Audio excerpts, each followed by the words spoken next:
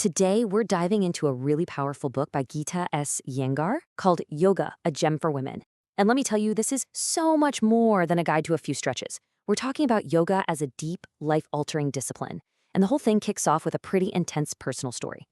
Just think about that for a second. Either you practice yoga or get prepared to die.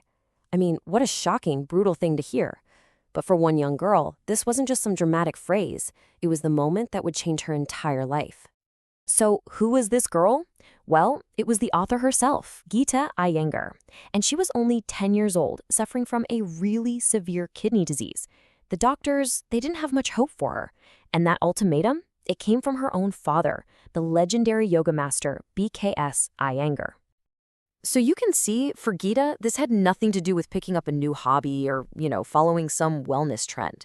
Yoga was literally presented as her only path to survival.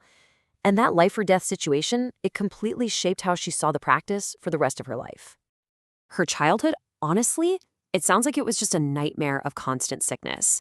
After she barely survived this terrible bout of nephritis, her father just tossed aside her huge pile of medicines and laid down that choice. So she started practicing, and slowly but surely her health started coming back.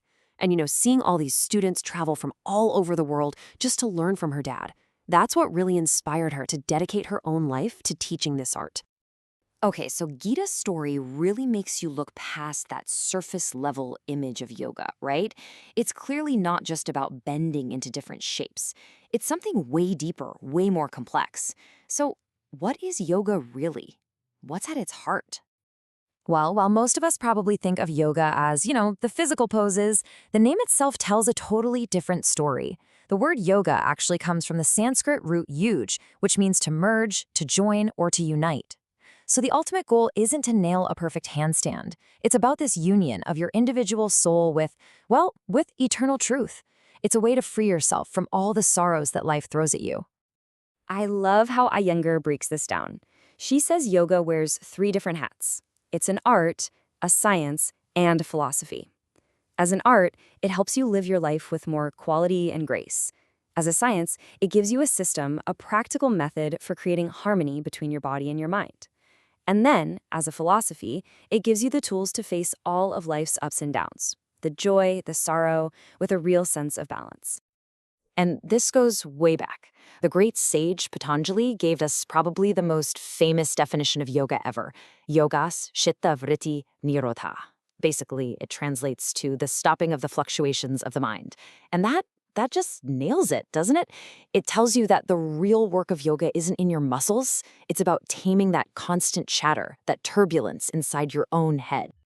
Okay, so if the goal is to calm the mind, how do you actually do that? Well, Patanjali didn't just drop that definition on us and walk away. He gave us a complete step-by-step roadmap. It's known as the 8-limbed path of yoga. Think of this path as a journey that starts on the outside and moves steadily inward. It begins with how you interact with the world and with yourself. That's yama and niyama. Then you get to the body with physical postures, or asana, and breath control. After that, it gets even more internal, withdrawing your senses, learning to concentrate, to meditate, and finally, reaching this state of self-realization. And here's the kicker. The physical poses, the thing most of us call yoga, that's only step 3 on an 8-step journey. Kind of blows your mind, right? There's this amazing ancient metaphor that just explains this so perfectly. Picture your body as a chariot. Your soul is the passenger inside. Your intellect is the driver, and your mind is holding the reins. The senses? They're the powerful horses pulling everything along. So what's the point? Well, for that whole journey to even happen, the chariot itself, your body, has to be healthy and strong. And that's why asana, the physical practice, is so fundamental. It's the vehicle for the whole trip. Okay, let's bring this all back to the central theme of Iyengar's book. Why did she call it a gem for women? What is it about yoga that makes it, in her view, so incredibly valuable for women in particular? So Iyengar makes this really insightful point. She says, women today often have this double work burden, right? Juggling financial pressures, professional life, and family responsibilities.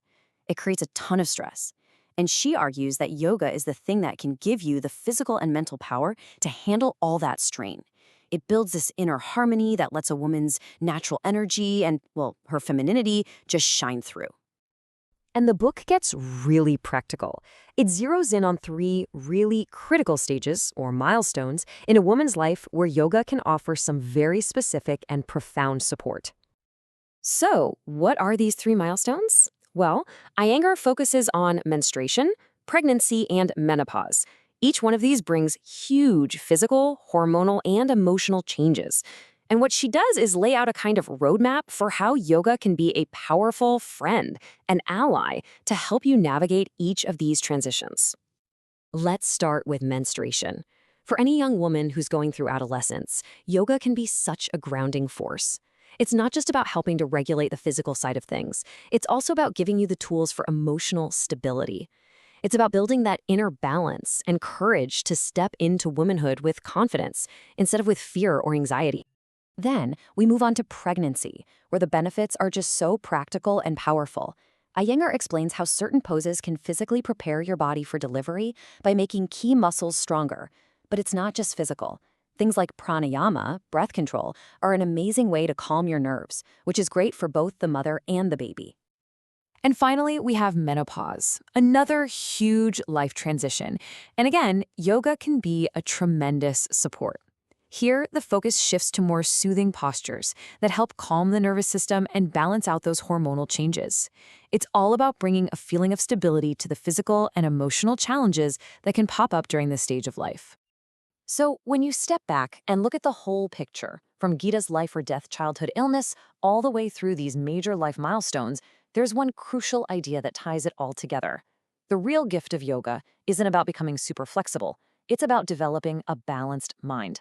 A mind that can face all of life's ups and downs with a sense of calm and poise. And that really brings us to a final thought, doesn't it? Gita Iyengar found her balance because she had to. It was a life or death ultimatum that turned into her life's work. Which kind of leaves us with a question for ourselves, right? In the middle of all the chaos of our own modern lives, how do you find your balance?